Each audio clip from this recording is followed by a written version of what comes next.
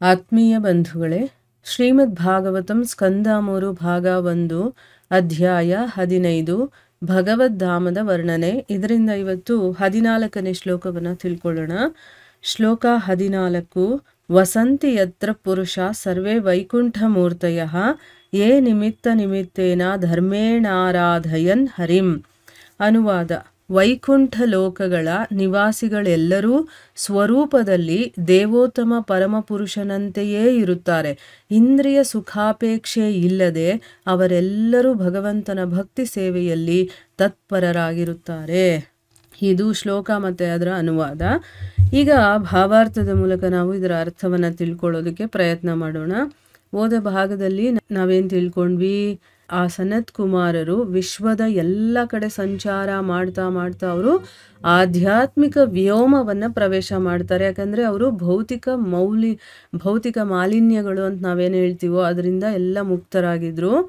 ಆಧ್ಯಾತ್ಮಿಕ ವ್ಯೋಮದಲ್ಲಿ ಏನಿದೆ? ವೈಕುಂಠ ಅನ್ನುವಂತಹ ಲೋಕಗಳಿದೆ, ಆಧ್ಯಾತ್ಮಿಕ ಲೋಕಗಳಿದೆ. ವೈಕುಂಠ ಅನ್ನುವಂತಹ ಆಧ್ಯಾತ್ಮಿಕ ಲೋಕಗಳಿದೆ, ಒಂದಲ್ಲ ಬೇಕಾದ ಶ್ಲೋಕಗಳಿದೆ. ಅದು ಭಗವಂತನ ಮತ್ತು ಅವನ ಶುದ್ಧ ಭಕ್ತರ ನಿವಾಸ ಸ್ಥಾನವಾಗಿರುತ್ತೆ. ಎಲ್ಲ ಭೌತಿಕ ಲೋಕಗಳಿಂದ ಅದು ಆರಾಧಿತವಾಗಿರುತ್ತೆ. ಈಗ ನಾವೆಲ್ಲರೂ ಆ ವೈಕುಂಠ ಲೋಕಗಳನ್ನು ಆರಾಧನೆ ಮಾಡ್ತೀವಲ್ವಾ, ಅದರ ಬಗ್ಗೆ ತಿಳ್ಕೊಂಡಿದ್ವಿ. ಈಗ ಇಲ್ಲೇನು ಹೇಳ್ತಾ ಇದ್ದಾರೆ? ವೈಕುಂಠ ಲೋಕದ ನಿವಾಸಿಗಳೆಲ್ಲರೂ ಕೂಡ ಸ್ವರೂಪದಲ್ಲಿ ಹೇಗಿರ್ತಾರೆ? ಅವರು ಭಗವಂತನ ಹಾಗೇ ಇರ್ತಾರೆ. ಆ ದೇವೋತ್ತಮ ಪರಮಪುರುಷ ಹೇಗಿರ್ತಾನೋ ಹಾಗೇ ಸ್ವರೂಪದಲ್ಲಿರ್ತಾರೆ.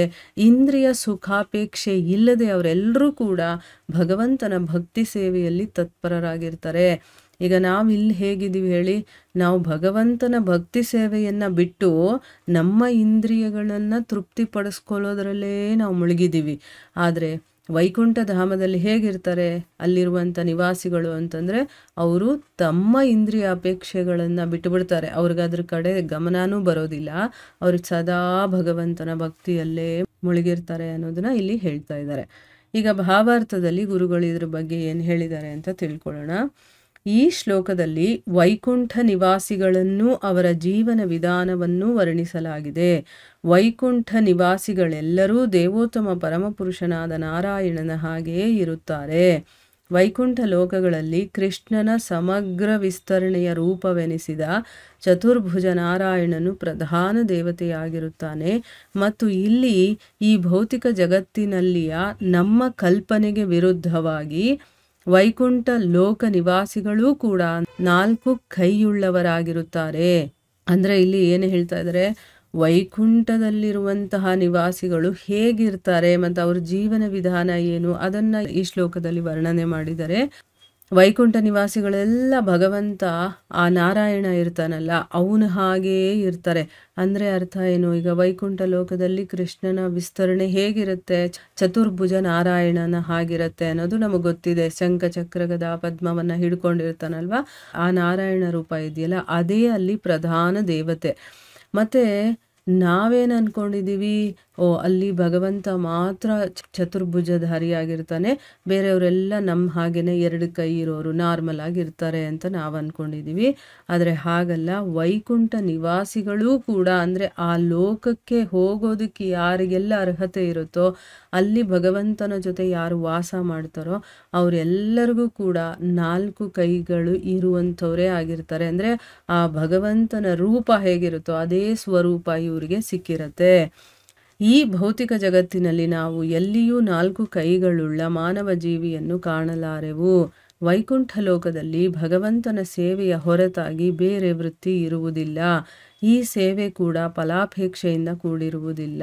ನೋಡಿ ಇಲ್ಲೇನು ಹೇಳ್ತಾ ಇದ್ದಾರೆ ಗುರುಗಳು ಅಂತಂದರೆ, ಈ ಒಂದು ಭೌತಿಕ ಜಗತ್ತಲ್ಲಿ ಯಾರನ್ನಾದರೂ ನಾವು 4 ಕೈ ಇರೋರನ್ನ ನೋಡಿದ್ದೀವಾ? ಇಲ್ಲ ಅಲ್ವಾ? ಇವರನ್ನ ವೈಕುಂಠ ಲೋಕಗಳಲ್ಲಿ ಮಾತ್ರ ನಾವು ನೋಡೋದಕ್ಕೆ ಸಾಧ್ಯ ಆಗುತ್ತೆ. ಅಲ್ಲಿ ಅವ್ರಿಗೇನು ಕೆಲಸ ಅಂತಂದರೆ ಭಗವಂತನ ಸೇವೆ ಮಾಡೋದು ಅಷ್ಟೇ ಕೆಲಸ ಅವ್ರಿಗೆ. ಯಾವಾಗ ನೋಡಿದ್ರು ಭಗವಂತನ ಸೇವೆಯಲ್ಲೇ ತೊಡಗಿರ್ತಾರೆ. ಅದು ಬಿಟ್ಟು ಬೇರೆ ಏನೂ ಕೆಲಸ ಇರೋದಿಲ್ಲ. ನಾವು ಹೇಳ್ಬೋದು ನಾವು ಮಾಡ್ತೀವಲ್ಲ ಭಗವಂತನ ಸೇವೆ ಅಂತ, ಆದರೆ ನಾವು ಮಾಡೋದ್ರ ಹಿಂದೆ ನಮ್ಮ ಸ್ವಾರ್ಥ ಅಡಗಿರುತ್ತೆ. ನಮಗೇನೋ ಅದರಿಂದ ಫಲಾಪೇಕ್ಷೆ ಇರುತ್ತೆ. ಆ ರೀತಿ ಮನಸ್ಥಿತಿ ಇಟ್ಕೊಂಡು ನಾವು ಮಾಡ್ತೀವಲ್ವ. ಆದರೆ ಅಲ್ಲಿ ಹಾಗಲ್ಲ, ಅವ್ರಿಗೆ ಯಾವ ಫಲಾಪೇಕ್ಷೆಗಳು ಇರೋದಿಲ್ಲ, ಏನು, ಅವರು ತೃಪ್ತರಾಗ್ಬಿಟ್ಟಿರ್ತಾರೆ. ಅವ್ರಿಗೆ ಇವಾಗ ಏನು ಕೆಲಸ ಅಂತಂದರೆ ಭಗವಂತನ ಸೇವೆ ಮಾಡೋದಷ್ಟೇ. ಆದರೆ ನಮ್ಮಲ್ಲಿ ಇನ್ನೂ ಅತೃಪ್ತಿ ಅನ್ನೋದಿದೆ. ಯಾಕೆ? ನಮಗೆ ನಮ್ಮ ಇಂದ್ರಿಯಗಳನ್ನು ತೃಪ್ತಿಪಡಿಸೋದ್ರಲ್ಲೇ ನಮಗೆ ಸಮಯ ಸಾಕಾಗೋದಿಲ್ಲ. ಇನ್ನೂ ಬೇಕು, ಇನ್ನೂ ಬೇಕು, ಅತಿ ಆಸೆಗಳು, ಆಮೇಲೆ ಮೋಹ ಇದೆ, ಕಾಮ ಇದೆ. ಇದೆಲ್ಲ ಇರೋದ್ರಿಂದ ಏನಾಗುತ್ತೆ, ನಮಗೆ ತೃಪ್ತಿ ಅನ್ನೋದೇ ಇಲ್ಲ. ಇನ್ನೂ ಬೇಕು, ಇನ್ನೂ ಬೇಕು ಅನ್ನಿಸ್ತಾನೇ ಇರುತ್ತೆ. ಆ ರೀತಿ ಎಲ್ಲ ನಾವು ಮನಸ್ಥಿತಿ ಇಟ್ಕೊಂಡು ಭಗವಂತನ ಸೇವೆ ಮಾಡೋದಕ್ಕೆ ಹೇಗೆ ಸಾಧ್ಯ ಆಗುತ್ತೆ? ಈಗ ನಾವು ಭಗವಂತನ ಪೂಜೆ ಮಾಡಿದ್ರು, ದೇವಸ್ಥಾನಕ್ಕೆ ಹೋದ್ರು, ಅಥವಾ ಇನ್ನೊಂದು ಮಾಡಿದ್ರು, ನಮ್ಮ ಮನಸ್ಸಲ್ಲಿ ಏನಿರುತ್ತೆ ಹೇಳಿ? ನನಗಿದ್ರಿಂದ ಏನೋ ಒಂದು ಒಳ್ಳೇದಾಗುತ್ತೆ ಅನ್ನೋದಾದರೂ ಒಂದು ಮನಸ್ಸಲ್ಲಿ ಇಟ್ಕೊಂಡು ಮಾಡ್ತೀವಿ ನಾವಲ್ವಾ. ಆದರೆ ವೈಕುಂಠ ಲೋಕದಲ್ಲಿ ಆಗಲ್ಲ. ಅವ್ರ ಮನಸ್ಸಲ್ಲಿ ಯಾವ ಆಸೆಗಳು ಯಾವುದೂ ಇರೋದಿಲ್ಲ, ಕಾಮನೆಗಳು ಇರೋದಿಲ್ಲ. ಬರೀ ನಾವು ಭಗವಂತನ ಸೇವೆ ಮಾಡಬೇಕು ಅನ್ನೋ ಒಂದು ಮನಸ್ಥಿತಿಯನ್ನು ಇಟ್ಕೊಂಡು ಮಾತ್ರ ಅವರು ಸೇವೆ ಮಾಡ್ತಾ ಇರ್ತಾರೆ. ಪ್ರತಿಯೊಂದು ಸೇವೆಗೂ ನಿರ್ದಿಷ್ಟ ಫಲವಿರುವುದಾದರೂ ಭಕ್ತರು ತಮ್ಮ ಬಯಕೆಗಳ ಈಡೇರಿಕೆಯನ್ನು ಅಪೇಕ್ಷಿಸುವುದಿಲ್ಲ.